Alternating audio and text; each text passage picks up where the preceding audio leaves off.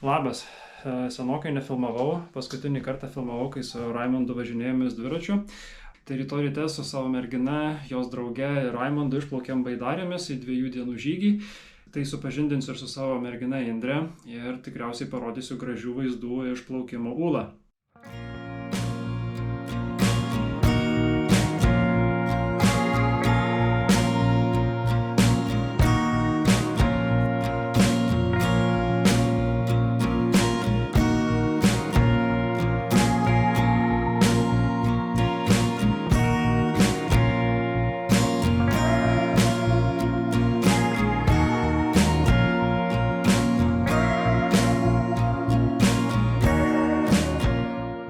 Pasisveikink su žiūrovais.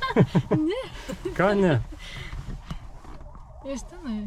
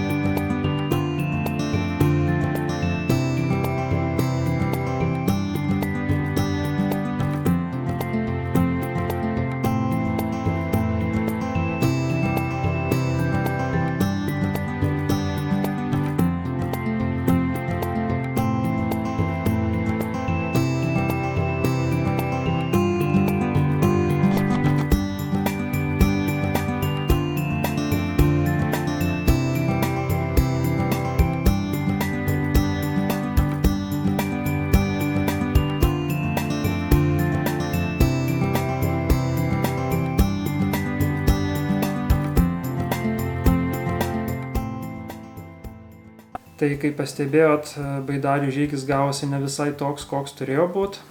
Likus kelioms valandoms iki plaukimo, Raimondas pranešė, kad iš vakaro susirgo, apsinuodijo ir labai prastai jaučiasi ir plaukti negali. Martynai, kito kapitono, irgi nepavyko surasti, tai su Indre nusprendėm, kad plauksim dviese, kad sutrumpinsim maršrutą, kad plauksim ne 2 dienas, o 1 dieną ir ne Ūlą, o Varėnę. Tai Varėnė plaukti man pačiam irgi teko pirmą kartą. Nežinojau, kokia ta upė, bet pats plaukimas visai patiko. Pradžioj upė buvo labai siaura, gal poros metrų pločio.